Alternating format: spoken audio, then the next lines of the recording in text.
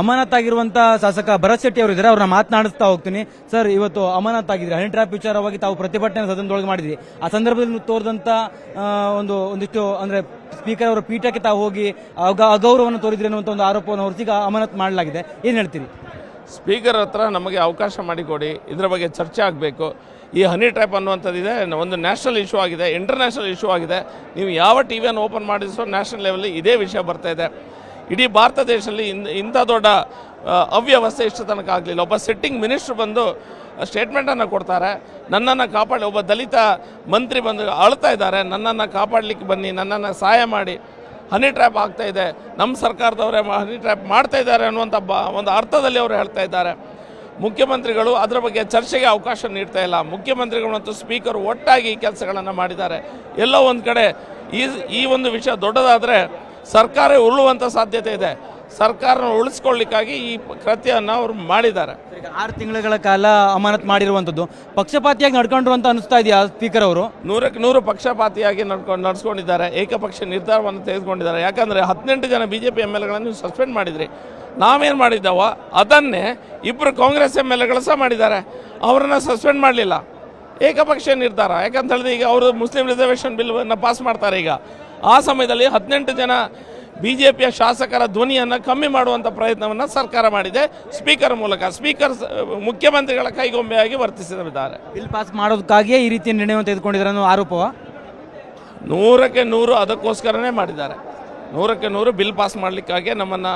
ಯಾಕಂದರೆ 2 ಕಾಂಗ್ರೆಸ್ MLAಗಳನ್ನು ಮಾಡಲಿಲ್ಲ. ಅವರು BJP MLAಗಳ ಮೈಮೇಲೆ ಸಹ ಬಂದರು.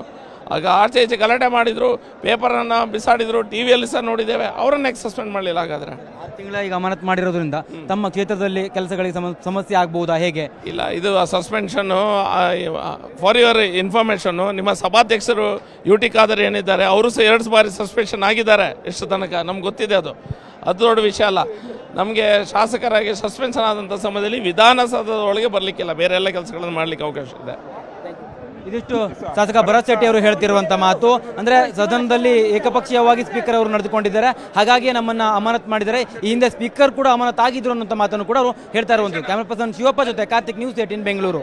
ಅಮಾನತಾಗಿರುವಂತ ಶಾಸಕ ಭರತ್ ಶೆಟ್ಟಿ ಅವರು ಇದ್ದಾರೆ, ಅವ್ರನ್ನ ಮಾತನಾಡಿಸ್ತಾ ಹೋಗ್ತೀನಿ. ಸರ್, ಇವತ್ತು ಅಮಾನತಾಗಿದ್ರೆ ಹನಿ ಟ್ರ್ಯಾಪ್ ವಿಚಾರವಾಗಿ ತಾವು ಪ್ರತಿಭಟನೆ ಸದನದೊಳಗೆ ಮಾಡಿದ್ರಿ. ಆ ಸಂದರ್ಭದಲ್ಲಿ ತೋರಿದಂತ ಒಂದಿಷ್ಟು ಅಂದ್ರೆ ಸ್ಪೀಕರ್ ಅವರ ಪೀಠಕ್ಕೆ ತಾವು ಹೋಗಿ ಅಗೌರವವನ್ನು ತೋರಿದ್ರಿ ಅನ್ನುವಂತ ಒಂದು ಆರೋಪವನ್ನು ಹೊರತೀಗ ಅಮಾನತ್ ಮಾಡಲಾಗಿದೆ. ಏನ್ ಹೇಳ್ತೀರಿ? ಸ್ಪೀಕರ್ ಹತ್ರ ನಮಗೆ ಅವಕಾಶ ಮಾಡಿಕೊಡಿ, ಇದರ ಬಗ್ಗೆ ಚರ್ಚೆ ಆಗಬೇಕು. ಈ ಹನಿ ಟ್ರ್ಯಾಪ್ ಅನ್ನುವಂಥದ್ದಿದೆ, ಒಂದು ನ್ಯಾಷನಲ್ ಇಶ್ಯೂ ಆಗಿದೆ, ಇಂಟರ್ನ್ಯಾಷನಲ್ ಇಶ್ಯೂ ಆಗಿದೆ. ನೀವು ಯಾವ ಟಿವಿಯನ್ನು ಓಪನ್ ಮಾಡಿಸೋ ನ್ಯಾಷನಲ್ ಲೆವೆಲ್ಲಿ ಇದೇ ವಿಷಯ ಬರ್ತಾ ಇದೆ. ಇಡೀ ಭಾರತ ದೇಶದಲ್ಲಿ ಇಂಥ ದೊಡ್ಡ ಅವ್ಯವಸ್ಥೆ ಇಷ್ಟು ತನಕ ಆಗಲಿಲ್ಲ. ಒಬ್ಬ ಸಿಟ್ಟಿಂಗ್ ಮಿನಿಸ್ಟ್ರು ಬಂದು ಸ್ಟೇಟ್ಮೆಂಟನ್ನು ಕೊಡ್ತಾರೆ, ನನ್ನನ್ನು ಕಾಪಾಡಿ. ಒಬ್ಬ ದಲಿತ ಮಂತ್ರಿ ಬಂದು ಅಳ್ತಾ ಇದ್ದಾರೆ, ನನ್ನನ್ನು ಕಾಪಾಡಲಿಕ್ಕೆ ಬನ್ನಿ, ನನ್ನನ್ನು ಸಹಾಯ ಮಾಡಿ. ಹನಿ ಟ್ರ್ಯಾಪ್ ಆಗ್ತಾ ಇದೆ, ನಮ್ಮ ಸರ್ಕಾರದವರೇ ಹನಿ ಟ್ರ್ಯಾಪ್ ಮಾಡ್ತಾ ಇದ್ದಾರೆ ಅನ್ನುವಂಥ ಒಂದು ಅರ್ಥದಲ್ಲಿ ಅವರು ಹೇಳ್ತಾ ಇದ್ದಾರೆ. ಮುಖ್ಯಮಂತ್ರಿಗಳು ಅದರ ಬಗ್ಗೆ ಚರ್ಚೆಗೆ ಅವಕಾಶ ನೀಡ್ತಾ ಇಲ್ಲ. ಮುಖ್ಯಮಂತ್ರಿಗಳು ಮತ್ತು ಸ್ಪೀಕರ್ ಒಟ್ಟಾಗಿ ಕೆಲಸಗಳನ್ನು ಮಾಡಿದ್ದಾರೆ. ಎಲ್ಲೋ ಒಂದು ಕಡೆ ಈ ಒಂದು ವಿಷಯ ದೊಡ್ಡದಾದರೆ ಸರ್ಕಾರ ಉರುಳುವಂಥ ಸಾಧ್ಯತೆ ಇದೆ. ಸರ್ಕಾರನ ಉಳಿಸ್ಕೊಳ್ಳಿಕ್ಕಾಗಿ ಈ ಕೃತ್ಯವನ್ನು ಅವರು ಮಾಡಿದ್ದಾರೆ. 6 ತಿಂಗಳ ಕಾಲ ಅಮಾನತ್ ಮಾಡಿರುವಂಥದ್ದು ಪಕ್ಷಪಾತಿಯಾಗಿ ನಡ್ಕೊಂಡಿರುವಂತ ಅನಿಸ್ತಾ ಇದೆಯಾ ಸ್ಪೀಕರ್ ಅವರು? 100ಕ್ಕೆ 100 ಪಕ್ಷಪಾತಿಯಾಗಿ ನಡೆಸ್ಕೊಂಡಿದ್ದಾರೆ. ಏಕಪಕ್ಷ ನಿರ್ಧಾರವನ್ನು ತೆಗೆದುಕೊಂಡಿದ್ದಾರೆ. ಯಾಕಂದರೆ 18 ಜನ BJP MLAಗಳನ್ನು ಸಸ್ಪೆಂಡ್ ಮಾಡಿದ್ರಿ. ನಾವೇನು ಮಾಡಿದ್ದಾವೋ ಅದನ್ನೇ 2 ಕಾಂಗ್ರೆಸ್ MLAಗಳು ಸಹ ಮಾಡಿದ್ದಾರೆ. ಅವರನ್ನು ಸಸ್ಪೆಂಡ್ ಮಾಡಲಿಲ್ಲ. ಏಕಪಕ್ಷ ನಿರ್ಧಾರ. ಯಾಕಂತ ಹೇಳಿದ್ರೆ ಈಗ ಅವರು ಮುಸ್ಲಿಂ ರಿಸರ್ವೇಷನ್ ಬಿಲ್ವನ್ನು ಪಾಸ್ ಮಾಡ್ತಾರೆ. ಈಗ ಆ ಸಮಯದಲ್ಲಿ 18 ಜನ BJPಯ ಶಾಸಕರ ಧ್ವನಿಯನ್ನು ಕಮ್ಮಿ ಮಾಡುವಂಥ ಪ್ರಯತ್ನವನ್ನು ಸರ್ಕಾರ ಮಾಡಿದೆ ಸ್ಪೀಕರ್ ಮೂಲಕ. ಸ್ಪೀಕರ್ ಮುಖ್ಯಮಂತ್ರಿಗಳ ಕೈಗೊಂಬೆಯಾಗಿ ವರ್ತಿಸಿದ್ದಾರೆ. ಬಿಲ್ ಪಾಸ್ ಮಾಡೋದಕ್ಕಾಗಿಯೇ ಈ ರೀತಿಯ ನಿರ್ಣಯವನ್ನು ತೆಗೆದುಕೊಂಡಿದ್ದಾರೆ ಅನ್ನೋ ಆರೋಪವ? 100ಕ್ಕೆ 100 ಅದಕ್ಕೋಸ್ಕರನೇ ಮಾಡಿದ್ದಾರೆ. 100ಕ್ಕೆ 100 ಬಿಲ್ ಪಾಸ್ ಮಾಡಲಿಕ್ಕಾಗಿ ನಮ್ಮನ್ನು.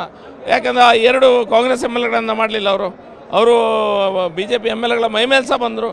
ಆಗ ಆಚೆ ಈಚೆ ಗಲಾಟೆ ಮಾಡಿದರು, ಪೇಪರನ್ನು ಬಿಸಾಡಿದರು, ಟಿವಿಯಲ್ಲಿ ಸಹ ನೋಡಿದ್ದೇವೆ. ಅವರನ್ನೇ ಸಸ್ಪೆಂಡ್ ಮಾಡಲಿಲ್ಲ. ಹಾಗಾದರೆ 6 ತಿಂಗಳ ಈಗ ಅಮಾನತ್ ಮಾಡಿರೋದ್ರಿಂದ ತಮ್ಮ ಕ್ಷೇತ್ರದಲ್ಲಿ ಕೆಲಸಗಳಿಗೆ ಸಮಸ್ಯೆ ಆಗಬಹುದಾ, ಹೇಗೆ? ಇಲ್ಲ, ಇದು ಸಸ್ಪೆನ್ಷನ್ನು ಫಾರ್ ಯುವರ್ ಇನ್ಫಾರ್ಮೇಷನ್ನು. ನಿಮ್ಮ ಸಭಾಧ್ಯಕ್ಷರು UT ಖಾದರ್ ಏನಿದ್ದಾರೆ, ಅವರು ಸಹ 2 ಬಾರಿ ಸಸ್ಪೆನ್ಷನ್ ಆಗಿದ್ದಾರೆ ಎಷ್ಟು ತನಕ ನಮ್ಗೆ ಗೊತ್ತಿದೆ. ಅದು ದೊಡ್ಡ ವಿಷಯ ಅಲ್ಲ. ನಮಗೆ ಶಾಸಕರಾಗಿ ಸಸ್ಪೆನ್ಷನ್ ಆದಂಥ ಸಮಯದಲ್ಲಿ ವಿಧಾನಸೌಧದ ಒಳಗೆ ಬರಲಿಕ್ಕಿಲ್ಲ, ಬೇರೆ ಎಲ್ಲ ಕೆಲಸಗಳನ್ನು ಮಾಡಲಿಕ್ಕೆ ಅವಕಾಶ ಇದೆ. ಇದಿಷ್ಟು ಶಾಸಕ ಭರತ್ ಶೆಟ್ಟಿ ಅವರು ಹೇಳ್ತಿರುವಂತ ಮಾತು. ಅಂದ್ರೆ ಸದನದಲ್ಲಿ ಏಕಪಕ್ಷೀಯವಾಗಿ ಸ್ಪೀಕರ್ ಅವರು ನಡೆದುಕೊಂಡಿದ್ದಾರೆ, ಹಾಗಾಗಿ ನಮ್ಮನ್ನ ಅಮಾನತ್ ಮಾಡಿದ್ದಾರೆ. ಈ ಹಿಂದೆ ಸ್ಪೀಕರ್ ಕೂಡ ಅಮಾನತ್ ಆಗಿದ್ರು ಅನ್ನೋ ಮಾತನ್ನು ಕೂಡ ಅವರು ಹೇಳ್ತಾ ಇರುವಂತದ್ದು. ಕ್ಯಾಮರಾ ಪರ್ಸನ್ ಶಿವಪ್ಪ ಜೊತೆ ಕಾರ್ತಿಕ್, ನ್ಯೂಸ್ 18 ಬೆಂಗಳೂರು.